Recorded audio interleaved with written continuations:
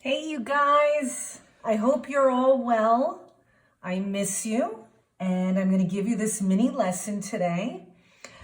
This is aligned with chapter 16, and the title is Auto Emissions and Photochemical Smog.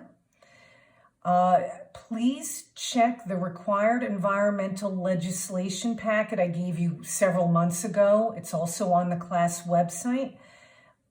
The Montreal Protocol and the Clean Air Act are important regulatory rules that apply to this chapter. You will also get this handout shared with you with a lot of the notes that I'm about to go over. So please look for that. Okay, so first of all, atmospheric pollution involves either primary pollutants or secondary pollutants. A primary pollutant is an air pollutant emitted directly from some source. So if you're burning coal at a coal factory, the carbon dioxide that is emitted directly from the burning of coal is a primary pollutant. On the other hand, secondary pollutants are pollutants that are produced from chemical reactions that occur after the primary pollutants are emitted. And we'll look at a few examples of them coming up. Okay, so up close, these are some chemical reactions involved in car combustion, that is in the internal gasoline engine. And these are reactions that are going to lead to tropospheric ozone, which is a very problematic pollutant. Again, these reactions are on the handout that will be shared with you. So, when we are running our cars, we're running on fuel in the presence of atmospheric oxygen and nitrogen. As you recall, in the atmosphere, we have about 78% nitrogen and about 21% oxygen. Under high heat conditions in the engine, fuel is burned and unburned hydrocarbons result, plus nitrogen monoxide, plus carbon monoxide, plus carbon dioxide and water. This is considered incomplete combustion. It's not a perfect system when we have those energy transfers in a car engine. And 3 primary pollutants resulting are shown right here.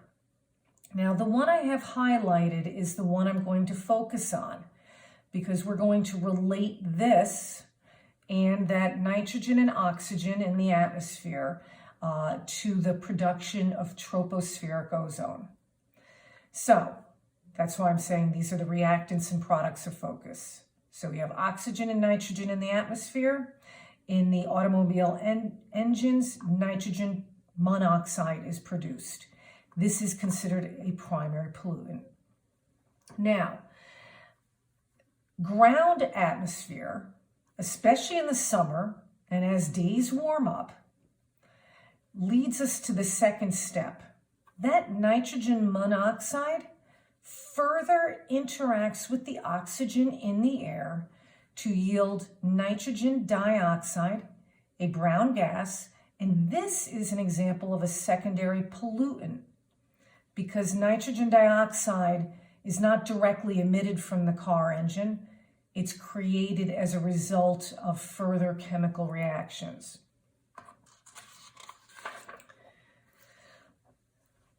The next thing that happens as a summer day continues to warm up, that nitrogen dioxide interacts with the sunlight. And in that interaction, nitrogen monoxide is produced and free radical oxygen is produced. Now, this is not a happy camper on its own, so that oxygen is going to immediately react with the diatomic oxygen that's in our normal atmosphere. And what's created in step 4 is ozone. O3 is ozone. In this case, it's an example of a secondary pollutant as well. And this is tropospheric ozone. This is a real problem for humans and for other animals and for plant life. It is a respiratory irritant, and it actually is associated with reduced crop growth as well.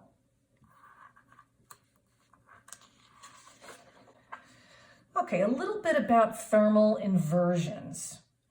Thermal inversions, as you will read in chapter 16, magnify the air pollution problem. And some cities are more prone to thermal inversions than others.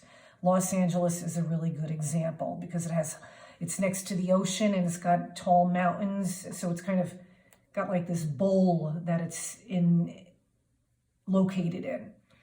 So in a thermal inversion, warm air is actually found above cooler air that is near the Earth's surface. Normally, it's the other way around. This is an inversion, so warm air is like a blanket above the cool air.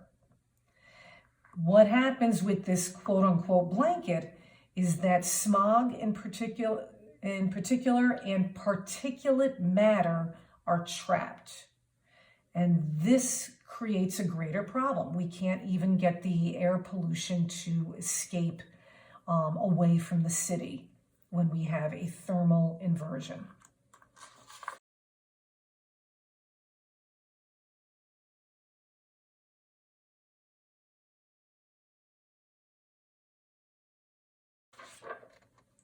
There are a number of ways to reduce air pollution that you should have read about. I just want to highlight a few things. Of course, we want regulations. So a reminder, those regulations I mentioned that you need to read at the beginning of this mini lesson.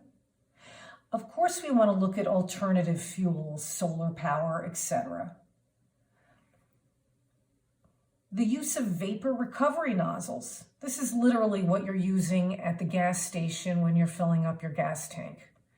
That's the fancy name for it. This reduces the amount of emissions from that volatile organic hydrocarbon, aka the gasoline, that fumes that get in the air. This reduces that. Catalytic converters, you can read about them a little bit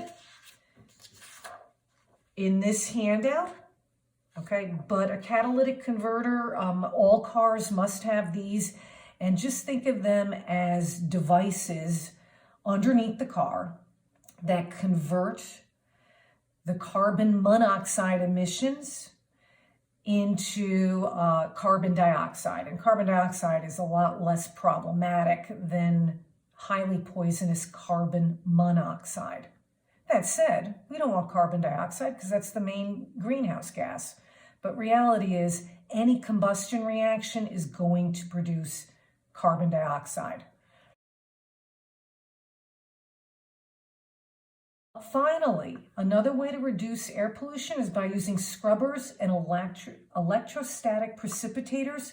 Please see your chapter 14 notes when we talked about the smokestacks and burning coal. These are devices that are placed in or near smokestacks to reduce emissions that create air pollution.